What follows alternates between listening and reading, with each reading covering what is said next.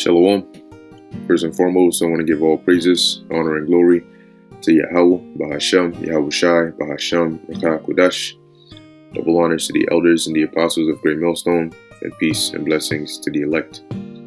And this video is going to be a response. I was basically answering the question that was asked by the brother Na'ar Gabar. Alright, he had asked, basically if I could do a video dealing with the Nazarite vow. And so I told him, when the spirit hits, Lord willing, I'll go into it. Alright, so when you go into the scriptures concerning the law of the Nazarites, or if you want to read pretty much anything concerning the Nazarite vow and so on and so forth, it's here in the book of Numbers, chapter 6, from the first verse to about the 21st verse. So Lord's will, that's what I'm going to do. I'm going to go through it, and hopefully it answers or edifies the brother. But it says here in Numbers chapter 6 verse 1, and as I read it, you'll understand that things like this, the Nazarite vow and so on and so forth, you have certain individuals that try to use it as an excuse so they can specifically grow their hair super long, or get dreadlocks, or whatever the case may be. All right, they'll try to say, oh, I'm under the vow of the Nazarite, or blah blah blah blah.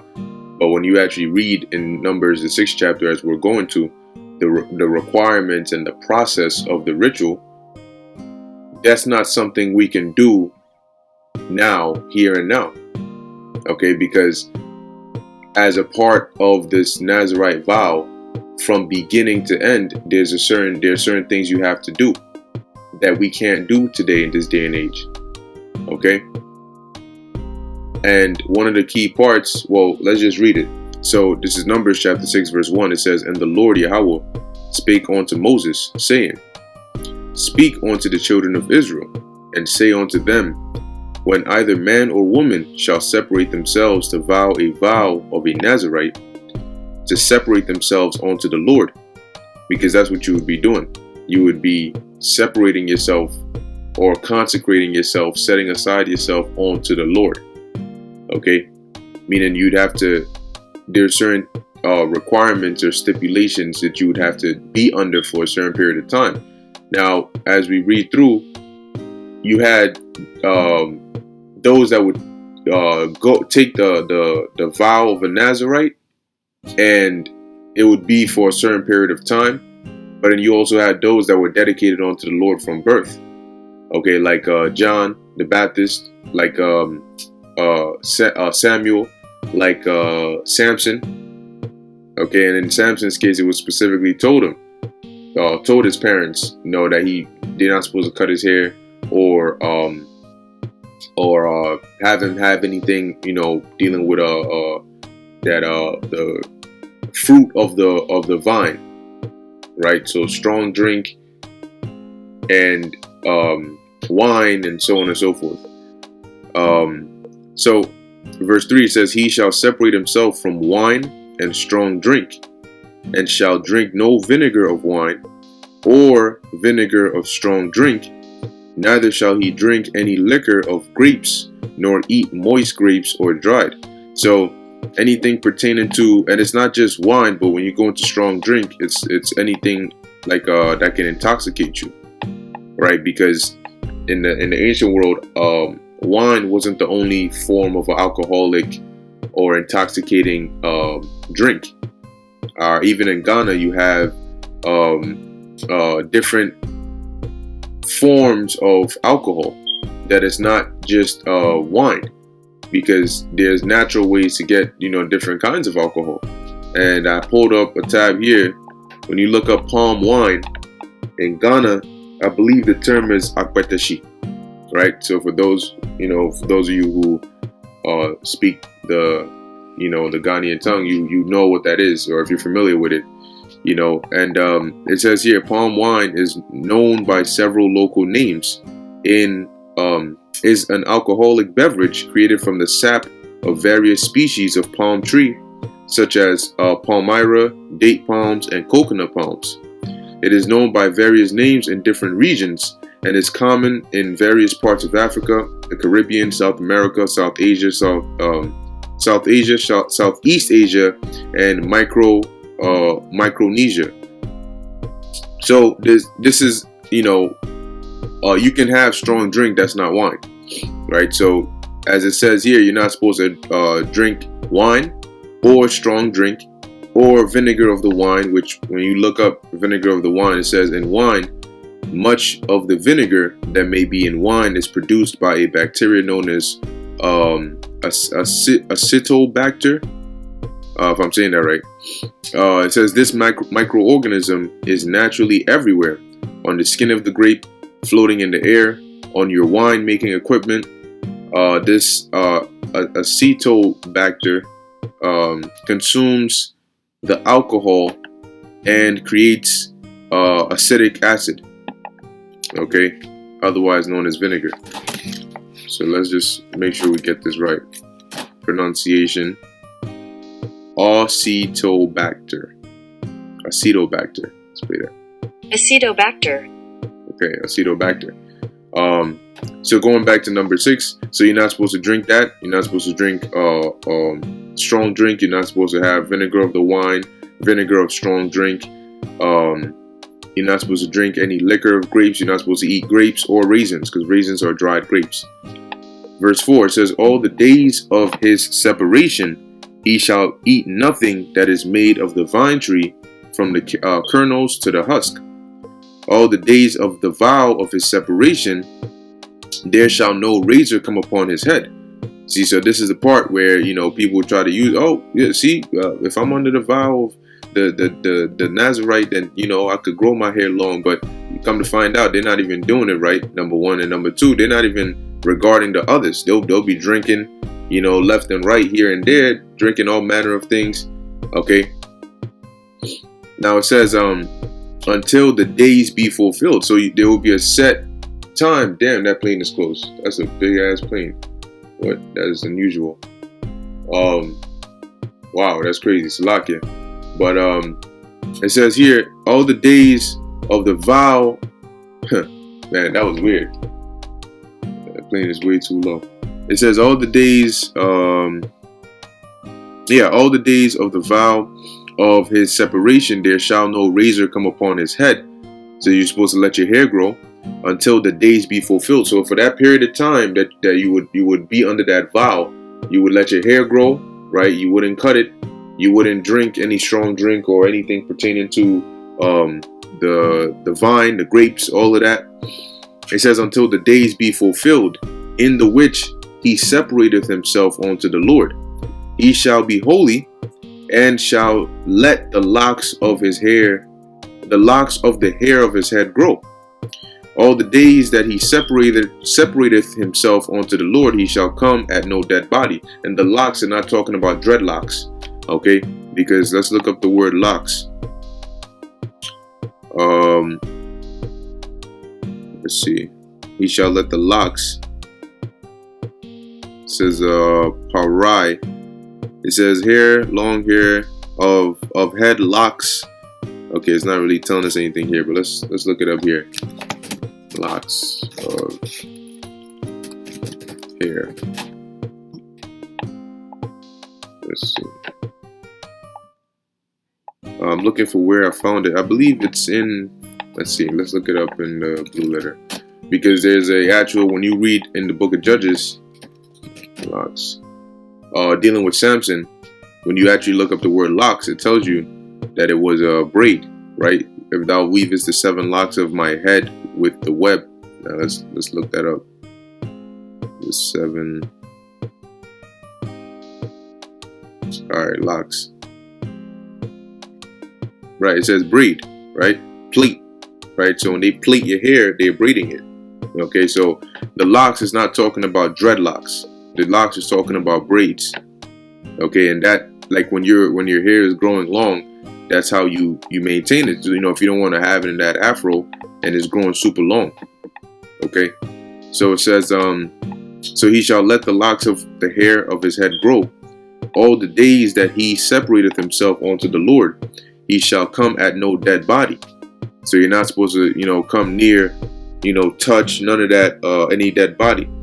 He shall not make himself unclean for his father, or for his mother, for his brother, or for his sister, when they die, because the consecration of his God is upon his head. So if your family member dies, your mother, your father, your brother, your sister, your close relatives, right? You're not, or at pretty much any dead body, you can't come near that, because you be under this vow. Verse 8, all the days of his separation he is holy unto the Lord. And if any man die very suddenly by him, and he hath defiled the head of his consecration, right? Then he shall shave his head in the day of his cleansing. On the 7th day he shall shave it. So, as we're gonna read later on, you would go up until the day of your cleansing, which is like at the end of the set time, because you set a time for this period of time. I'm gonna be under this vow, and at the end of that would be the day of your cleansing, right? So, as it's saying here, on the day he shall shave his head on the day of his cleansing. On the 7th day he shall shave it, and on the 8th day he shall bring 2 turtles or 2 young pigeons to the priest, to the door of the tabernacle of the congregation. And this is where it starts to show you that right now, how would you do this, right? How would you do it? Because right now we're not, the temple was destroyed, the physical temple, right? It was destroyed 70 AD, so on and so forth. And now the third temple, which is being built spiritually. Okay, so but this in number 6 is physical. It's an actual ritual that you would do, but we can't do that right now. Okay, verse 11, it says, and the priest shall offer the one for a sin offering, and the other for a burnt offering, and make an atonement for him, for that he sinned by the dead, and shall hallow his head the same day. So, and these offerings there's a process in the way they're done. You can read about that in the book of Leviticus. Okay, from chapter 1 on down, it goes into the various offerings, the sin offerings, the meat offerings, the peace offerings, all of that. Verse 12, it says, and he shall consecrate unto the Lord the days of his separation, and shall bring a lamb of the first year for a trespass offering, but the days that were before shall be lost, because his separation was defiled. So, because, you may go a certain period of time, and then, something may happen where that dead body, something suddenly happens, somebody drops dead, whatever the case is, then that period of time that you were, holding that vow would be void, because it's been defiled. Okay, verse 13, and this is the law of the Nazarite. When the days of his separation are fulfilled, he shall be brought unto the door of the tabernacle of the congregation. So at the end of your vow, you would have to come to the tabernacle, right, of the congregation, come to the door, and he shall offer his offering unto the Lord. And we can't do that right now. 1 he lamb of the first year without blemish for a burnt offering, and 1 ewe lamb. And when you look it up, it basically says that that's like a feminine version of the male lamb, of the first year without blemish for a sin offering, and 1 ram without blemish for a peace offering. And like I said, the peace offering, the sin offering, the burnt offering, when you read in the book of Leviticus, there's a specific set of instructions on how you are supposed to do that and who is supposed to do that. And you can't do that right now. So you may say, oh, I'm going to do this, but now when it comes time, because the vow isn't just abstaining from the wine and the dead body and the razor and so on and so forth. At the end of it, there's still something you have to do to complete that vow. And that's what we're reading of right now. Verse 15, and a basket of unleavened bread, cakes of fine flour mingled with oil, and wafers of unleavened bread anointed with oil, and their meat offering and their drink offerings. And the priest shall bring them before the Lord, and shall offer his sin offering and his burnt offering. And he shall offer the ram for a sacrifice of peace offerings unto the Lord with the basket of unleavened bread. The priest shall offer also his meat offering and his drink offering. And the Nazarite shall shave the head of his separation at the door of the tabernacle of the congregation, and shall take of the hair of the head of his separation, and put it in the fire which is under the sacrifice of the peace offering. This is something you actually had to do, okay, upon the altar. You can't do that today. Verse 19, and the priest shall take the sodden shoulder of the ram, and one unleavened cake out of the basket, and one unleavened wafer, and shall put them upon the hands of the Nazarite after the hair of his separation is shaven. And the priest shall wave them for a wave offering before the Lord. This is holy for the priest, with the wave breast and heave shoulder, and after that the Nazarite may drink wine. So that will be the completion of your vow. Verse 21, this is the law of the Nazarite who hath vowed, and of his offering unto the Lord for his separation, beside that his hand shall get, according to the vow which he vowed, so he must do after the law of his separation. So in order to keep the vow of a Nazarite, the Nazarite vow, this whole process you would have to go through. All right. And like I said, we can't do that right now. Okay. So in today's day and age, what we do are the things that we can to the best of our ability that are heavily and most focused on what? Salvation. Okay. Now, you may see in the scriptures, especially in the New Testament, Nazarene, right? And when you look up Nazarene, it tells you that it's referring to someone who is a native or somebody from the city of Nazareth. Okay, so it's not to be confused, not to confuse the two. But when you look up the definition of Nazarene, it gives you multiple. Let's pull it up. Nazarene. Matthew 2:22.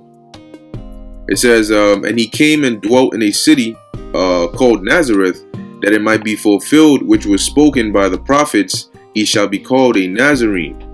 And when you look up the word Nazarene, it says here, now it says a Nazarite, one separated, but then it says an inhabitant of Nazareth, and then it says here, title given to Yahushua in the New Testament, a name given to Christians by the Jews. So it translates it as one separated, the same as Nazarite, but the definition it gives you is different. See, it says here, i.e. inhabitant of Nazareth. Okay. And when you go into, because I have a few, two other precepts here, there's mention in the book of Acts about Paul, which I'm going to read here, Acts 18:18. It says, and Paul after this tarried there yet a good while, and then took his leave of the brethren, and sailed thence into Syria, and with him Priscilla and Aquila, having shorn his head at Cenchrea, for he had a vow. You see, so now that's all it says. Okay, so it could have been, that he was under, a Nazarite vow, all right, or whatever the case may be, but this is all it says pertaining to, Paul and this vow here. All right, and also when you go into Acts 21:18, because we're given what we're given, right? The scriptures tell us what they tell us, and that's what we have to use. There's certain points that through precepts, this precept, you get the understanding of what's going on. But there are certain other points that are just certain, is just a certain part that's just written in the scriptures, and that's all that it says. Okay, so you'd have to take it as it is. You'd have to take it as it is, because anything else, you may look it up and there may be external information on it, but then you have to sit and reason, well, hold on, where did you get that external information? Because if the Bible itself only gives you this piece of information, and you're saying that, well, this is actually this, well, where did you get that information? Okay, and what are the chances that that's actually valid? Because if there was that extra piece that we needed, the Lord would have put that in there. So this is Acts 21:18. It says, and the day following, Paul went in with us unto James, and all the elders were present. And when he had saluted them, he declared particularly what things the Most High had wrought among the Gentiles by his ministry. And when they heard it, they glorified the Lord, and said unto him, Thou seest, brother, how many thousands of Jews there are which believe, and they are all zealous of the law. And they are informed of thee, that thou teachest all the Jews which are among the Gentiles to forsake Moses, saying that they ought not to circumcise their children, neither to walk after the customs. What is it therefore? The multitude must needs come together, for they will hear that thou art come. So Paul was being told that, look, there's pretty much like a rumor saying that, you're teaching Jakes not to follow the laws. Okay, and when the multitude find out that you hear, they're gonna gather. Because Jake, we took the law very seriously back then. But you had certain people that were overzealous and blinded in that. Verse 21, it says, and they are informed. I read that. Verse 22, verse 23. Do therefore this that we say unto thee. We have 4 men which have a vow on them. Them take and purify thyself with them, and be at charges with them, that they may shave their heads, and all may know that those things whereof they were informed concerning thee are nothing, but that thou thyself also walkest orderly and keepest the law. See, so it's pretty much telling you that these 4 men were under the law of the Nazarite vow, so to speak, because as it says, the time of their purification, they were purifying themselves, and they would have to shave their heads. Okay, and this would be at the temple.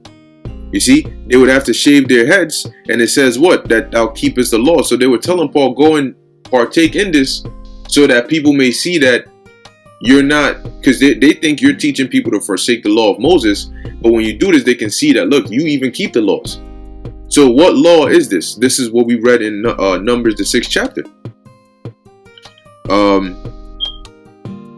See, it says here, verse 26, Then Paul took the men, and the next day, purifying himself with them, entered into the temple to signify the accomplishment of the days of purification, until that an offering should be offered for every one of them. And we read about this going back to Numbers, the 6th chapter. Okay, so these are certain accounts in the New Testament, aside from Numbers 6, that talk about the Nazarite vow. But I'm going to end it in Judges, the 5th chapter, in the 11th verse, which says, They that are delivered from the noise of archers in the places of drawing water, there shall they rehearse the righteous acts of the Lord, even the righteous acts towards the inhabitants of his villages in Israel. Then shall the people of the Lord go down to the gates. So we are currently rehearsing the righteous acts. We're not going to be able to perfectly keep everything written in the scriptures, but the things that we can keep are the most important things pertaining to salvation. And that's why Yahushua came, so that he may cover us, and through him, right, the law of the Spirit, which does not make void the law, but it is our way to salvation. That is not through the physical law. So we're rehearsing the righteous acts. There's certain things we just can't do here and now in this society. Now, if you say, "Oh, look, I want to, just, abstain from alcohol, and just as like a certain kind of fast," you can do that. You can go on different types of fasts, but that's between you and the Lord. But just know that when it comes time of the Passover, if you are like, oh, well, I'm going to hold off and not drink, and, whatever the case may be, when the time of the Passover comes, you're going to have to drink, because that's a part of the Passover ritual. Okay, drinking the wine, which represents the blood of Yahushua. Okay, so for all you so-called Nazarites out there, right? Who are using it as an excuse so that you can do this and do that. Well, what are you going to do when the Passover comes? All right, so yeah, that was pretty much it on that. Like I said, Numbers, the 6th chapter, pretty much tells you everything about, the Nazarite vow. But as I read through it, you can see that clearly we can't keep that fully here in this state. So, I mean, if you were just curious about it, Lord willing, this edified you, but the main things are salvation.